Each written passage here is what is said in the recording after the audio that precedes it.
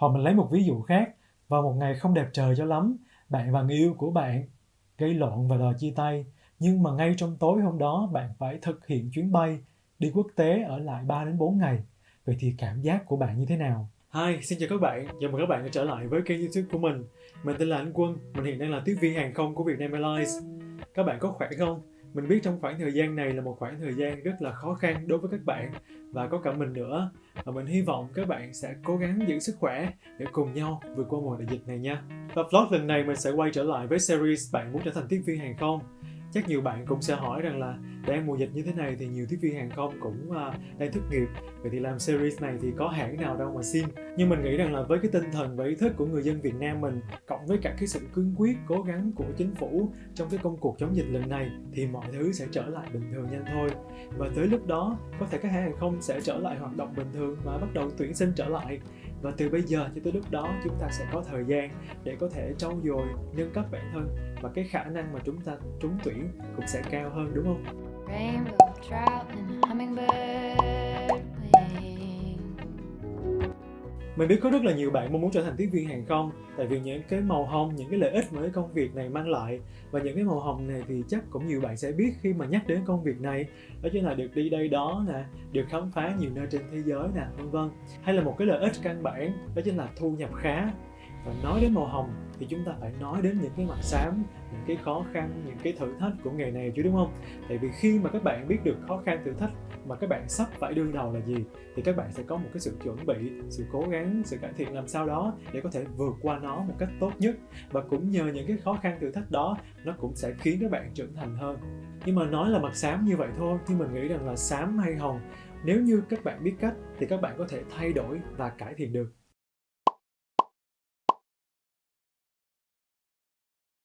Mỗi người có một thể lực và một thể trạng sức khỏe riêng, đúng không các bạn? Và chúng ta không thể bắt người này là phải khỏe mạnh như người kia được. Nên là nếu như các bạn biết được bản thân mình sức khỏe không được tốt thì các bạn có thể lựa chọn một cái công việc nào đó nó nhẹ nhàng hơn.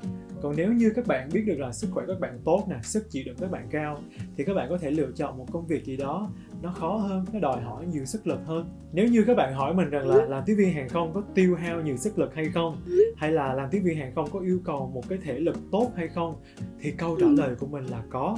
Tại vì khối lượng công việc của tiếp viên hàng không là không hề nhỏ. Mỗi chuyến bay thì tiếp viên hàng không sẽ phải thực hiện một cái quy trình đã có sẵn để làm sao đảm bảo được tất cả các chuyến bay là đồng nhất. Mình lấy ví dụ như công việc đầu tiên khi mà mình lên máy bay sẽ là kiểm tra an toàn bên tàu bay, sau đó là chuẩn bị cung ứng suất ăn, tiếp đến là đón khách xong thì sẽ chuẩn bị khoang khách để mà cất cánh lên thì sẽ phục vụ khách bữa ăn, phục vụ xong thì sẽ thu khay. Đó, mỗi chuyến bay thì tiếp viên hàng không sẽ thực hiện cái quy trình như vậy, và cứ hết chuyến bay này thì tiếp viên sẽ thực hiện một cái quy trình khác. Mình lấy ví dụ như ngày hôm nay mình thực hiện 4 chặng bay. Chặng đầu tiên là Sài Gòn đi Đà Nẵng, mình sẽ thực hiện một quy trình. Từ Đà Nẵng về lại Sài Gòn thực hiện một quy trình, và sau đó từ Sài Gòn tiếp tục đi Huế thực hiện một quy trình nữa, và Huế về lại Sài Gòn một quy trình nữa, và tổng cộng mình sẽ có 4 quy trình trong một ngày. Thì như vậy có mệt hay không? Mệt chứ. Và cái ví dụ vừa rồi chỉ là một cái ví dụ chung chung thôi nha các bạn, chứ để đi sâu, đi xa, đi chi tiết hơn á thì có rất là nhiều cái công việc lớn nhỏ khác nữa. Hay lấy ví dụ như chính bản thân của mình tự nhận rằng là sức khỏe của mình không có được tốt cho lắm, đặc biệt là vấn đề về tiền đình. Ngày xưa thì mình chỉ cần ngửi cái mùi ô tô thôi là mình mắc ói rồi các bạn. Và bạn có tin chuyến bay đầu tiên trong cái khoảng thời gian thực tập của mình á, mình đã ói 4 lần trong một chuyến bay. Và thật sự mình quá mệt, và tới mức mình phải suy nghĩ rằng là không biết cái công việc này có phù hợp với mình hay không, hay là mình phải nghỉ việc nhỉ. Đó, mình đã suy nghĩ như vậy luôn. Chỉ mới cái chặng bay từ Sài Gòn đi Phú Quốc chỉ mất có 30 phút thôi đó các bạn. Thì không biết những chuyến bay sau thì sẽ như thế nào. Nhưng mà như mình nói ở ban đầu, màu hồng hay là màu xám, các bạn có thể thay đổi, các bạn có thể cải thiện được nếu như mà các bạn biết cách. Và mình đã vượt qua cái nỗi sợ tiền đình của mình bằng một cái công thức riêng dành cho bản thân của mình. Đó chính là ngủ đủ giấc nè, không ăn quá no, hay là không uống cà phê, không uống sữa trước khi thực hiện chuyến bay nè, hay là thậm chí có thể sử dụng thuốc chống say máy bay. Nên bây giờ mình quen rồi, mình không có dùng thuốc nữa. Và mình có thể khẳng định với các bạn rằng là mình không ói thêm một lần nào nữa sau cái khoảng thời gian thực tập đó. Trộm vía. Và cái thời điểm mà mình ói lên ói xuống với các bạn, ai ở bên cạnh quan tâm chăm sóc mình trên chuyến bay thì không ai khác, đó chính là những anh, những chị đồng nghiệp thân thương của mình. Cho nên là sau này khi mà có cơ hội được đi bay với những bạn tiếp viên hàng không mới mà có thể lực yếu giống như mình ngày xưa á, thì mình lại thấy cái hình ảnh của mình ở trong đó, mình càng hiểu hơn, mình càng quan tâm chăm sóc bạn ấy kỹ hơn, như là những cái cách mà những anh chị đồng nghiệp đã quan tâm tới mình. Nên là càng đi bay các bạn, mình cảm thấy mình lớn hơn một chút xíu, mình trưởng thành hơn một chút xíu, và mình có trách nhiệm hơn nhờ vượt qua những cái trải nghiệm đó. Cho nên là những bạn nào mà cảm thấy sức khỏe của các bạn không được tốt, các bạn dễ bị ốm đau, các bạn dễ bị mệt, thì mình nghĩ các bạn nên dành thời gian để mà chăm sóc và cải thiện sức khỏe bản thân của các bạn ngay từ bây giờ nha.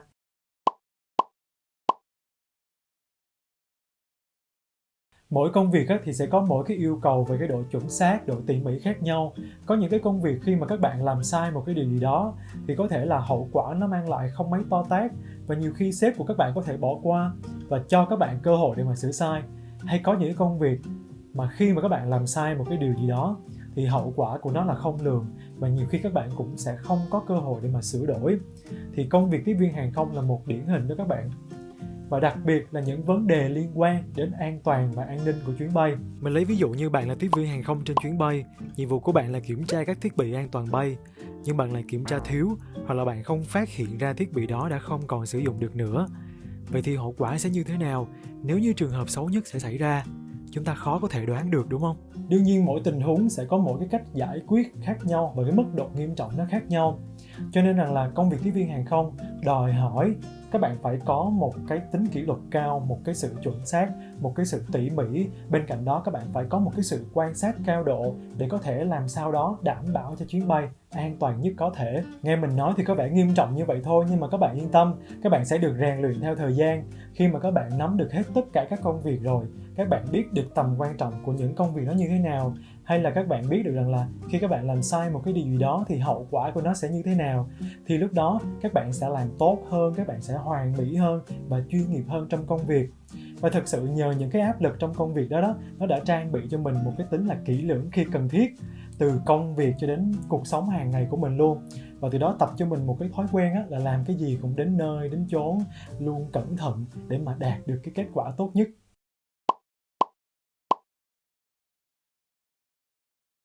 Tại sao mình lại nói những điều này? Tại vì trước khi mà các bạn muốn trở thành tiếp viên hàng không các bạn cần nên biết đây là một nghề dịch vụ, và cái việc giao tiếp giữa con người với con người được diễn ra rất là thường xuyên.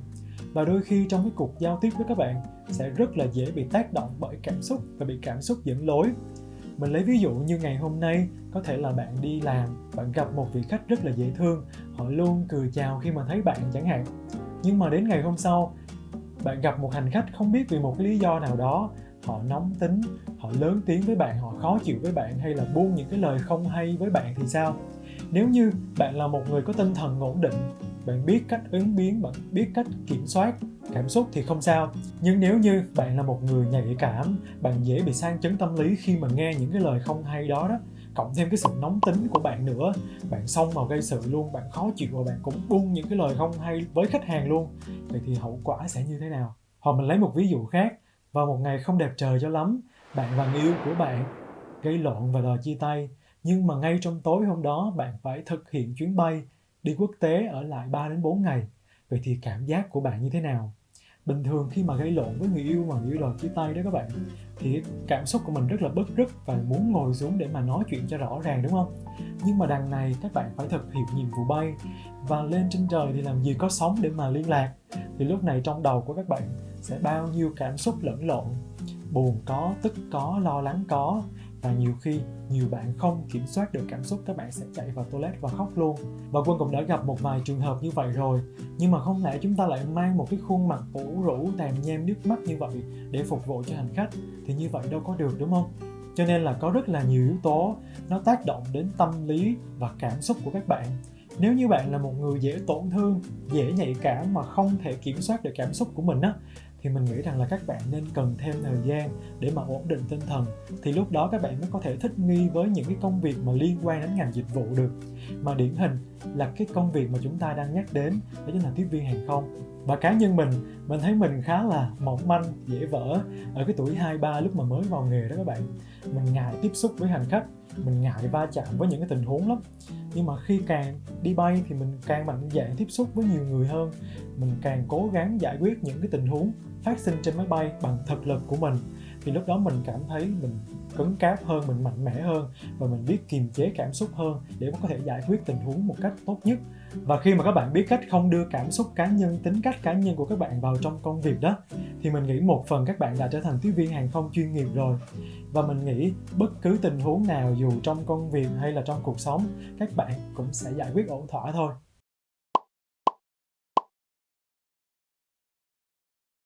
Công việc tiếp viên hàng không có thể bị ảnh hưởng và tác động bởi những yếu tố bên ngoài. Và cái yếu tố bên ngoài mà mình muốn nói ở đây đó chính là những cái yếu tố vĩ mô đó các bạn. Đó có thể là chính trị, pháp luật, môi trường, vân vân. Hay từ một cái yếu tố mà chắc chắn các bạn sẽ biết ngay tại cái thời điểm mà mình đăng video này, đó chính là do tình hình dịch bệnh Covid-19. Và ngay tại thời điểm dịch bùng phát thì không ai nghĩ rằng là nó kéo dài cho tới tận bây giờ, đúng không các bạn? Có những ngành nghề thì bị ảnh hưởng ít, có ngành nghề thì bị ảnh hưởng nhiều. Và riêng ngành hàng không thì không bị ảnh hưởng ít, cũng không ảnh hưởng nhiều, mà phải nói từ chính xác đó là bị ảnh hưởng nặng nề các bạn ạ. Và không một ai mong muốn điều này xảy ra, đúng không các bạn? Không có chuyến bay, không có tiền lương, không có thu nhập. Và rất là nhiều các bạn nhân viên hàng không, họ phải chật vật để có thể cải thiện được thu nhập. Đặc biệt là những bạn trẻ mới vào nghề. Với bản thân của mình, để mà mình cố gắng vượt qua mùa đại dịch này một cách dễ dàng hơn đó các bạn, thì đó là một sự đóng góp không hề nhỏ công việc tiếp viên hàng không. Không có tiền lương, không có thu nhập thì đóng góp cái gì? Thì thực sự ra những cái đó nó cũng rất là quan trọng. Nhưng mà cái quan trọng mà mình muốn nói ở đây đó chính là công việc tiếp viên hàng không mang lại cho mình cái sự bình tĩnh, cái sự mạnh mẽ, sự cẩn thận, sự tỉ mỉ như là những điều mình đã nói ở trên. Và đặc biệt đó chính là sự thích nghi. Nhưng mà các bạn yên tâm, các tiếp viên hàng không họ biết cách và họ tìm kiếm cơ hội để mà có thể cải thiện thu nhập bằng việc làm thêm những công việc khác như là bán hàng online, làm những công việc liên quan đến bất động sản, đến bảo hiểm, vân vân. Và thậm chí họ được rất là nhiều những công ty khác mời họ về làm. Tại vì sao? Tại vì cơ bản tiếp viên hàng không họ có profile tốt, họ có CV tốt, họ có ngoại hình ưa nhìn. Và bên cạnh đó họ có kinh nghiệm làm việc trong ngành dịch vụ rồi. Họ có những kiến thức cơ bản trong cái việc chăm sóc khách hàng cũng như là cung ứng dịch vụ đến khách hàng, vân vân. Nên là đó cũng là một tin vui chứ, đúng không? Và mình cũng hy vọng rằng dịch bệnh sẽ sớm qua mau và tất cả các tiếp viên hàng không sẽ sớm quay trở lại bầu trời.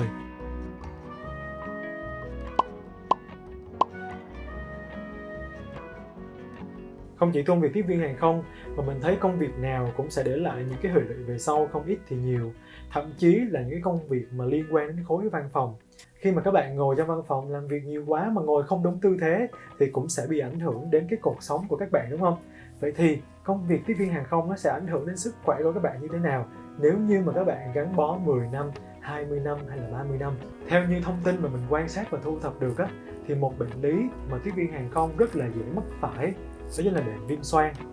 Tại vì viêm xoang thì liên hệ mật thiết với mũi, mà mũi thì thường xuyên tiếp xúc với môi trường bên ngoài. Mà môi trường làm việc của tiếp viên hàng không thì các bạn biết rồi, đúng không?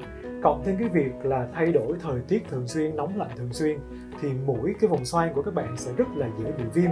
Và những cái triệu chứng đi kèm có thể là nghẹt mũi, có thể là chảy dịch hay là đau nhức những cái vùng xoang đó. Và một cái bệnh lý mà các tiếp viên hàng không cũng có thể sẽ rất là dễ bị mắc phải, đó chính là những cái bệnh lý liên quan đến cột sống, đến xương sống. Và đặc biệt là các bạn tiếp viên hàng không nữ, tại vì họ phải làm việc trên giày cao gót thường xuyên mà. Nhưng mà các bạn tiếp viên hàng không nữ họ có thể thay giày thấp hơn trong lúc phục vụ, nên là các bạn yên tâm nha. Hay là một số báo nói là tiếp viên hàng không có thể mắc những cái chứng như là stress, đau dạ dày tại vì không có ăn uống thường xuyên, hay là đau đầu tại vì thiếu ngủ, vân vân. Nhưng mình nghĩ rằng là ai cũng có thể sẽ mắc những cái chứng đó nếu như họ gặp quá nhiều áp lực trong công việc hay là trong cuộc sống. Quan trọng là các bạn có biết bảo vệ cũng như là chăm sóc sức khỏe bản thân của mình hay không mà thôi. Nói đến bệnh tật thì ai cũng sợ, đúng không các bạn? Nhưng mà không phải là mình hù các bạn đâu, mà đây là mình muốn chia sẻ cho các bạn biết được rằng là nếu như các bạn làm cái công việc đó thường xuyên, công việc đó hàng ngày, thì các bạn dễ bị mắc phải những cái bệnh lý gì, để các bạn có thể có những cái cách thức phòng ngừa hay là cải thiện được sức khỏe, chăm sóc sức khỏe cho các bạn tốt hơn, để các bạn không phải mắc những cái bệnh lý đó. Ví dụ như mình trước đây mình cũng không biết cái bệnh viêm xoang là bệnh gì hết các bạn, cho đến khi các anh chị tiếp viên chia sẻ rằng là tiếp viên tụi mình sẽ rất là dễ mắc phải cái bệnh này, rất là dễ mắc phải cái bệnh kia, cho nên là em nên mua cái loại rửa mũi này, xịt mũi kia. Thì tới lúc đó mình mới biết và mua về sử dụng. Hay là khi mà mình mang một cái đôi giày gì đó nó cứng quá, nó đau quá, thì lúc đó mình sẽ được anh chị tiếp viên mình chia sẻ rằng là có thể mua một cái miếng mút hay là một miếng đệm để lót chân, hoặc là mua giày của cái thương hiệu này thì đi nó sẽ êm chân hơn. Trước đây mình không biết thì mình nhờ các anh chị tiếp viên thì mình mới biết. Còn nếu như các bạn không biết thì các bạn yên tâm, mình đã chia sẻ hết cho các bạn rồi đây. Và cũng nhờ là mình biết làm việc trong một cái điều kiện không được thuận lợi lắm như là ở trên máy bay, nên là công việc tiếp viên hàng không nó cũng đã cho mình một cái tính là phải biết yêu bản thân mình hơn, phải biết ăn uống ngủ nghỉ điều độ, phải biết tập luyện thể dục thể thao để mà cải thiện vóc dáng, để mà nâng cao sức khỏe, hay là phải mua loại thuốc bổ này mua loại thuốc bổ kia để mà tăng cường sức đề kháng. Nói chung 5 điều mà mình vừa mới nêu ở trên không phải là những điều tiêu cực của nghề mà mình muốn truyền tải cho các bạn, mà đó là những chia sẻ về những khó khăn, những thử thách của nghề mà nếu như các bạn mong muốn trở thành tiếp viên hàng không, các bạn cần phải biết để các bạn có một sự chuẩn bị tốt nhất. Hy vọng các bạn thích nội dung vlog lần này. Lịch đăng video mới của mình là vào 8 giờ tối mỗi thứ năm hàng tuần. Các bạn nhớ bấm like và đăng ký kênh YouTube của mình để gặp mình vào tuần sau nha.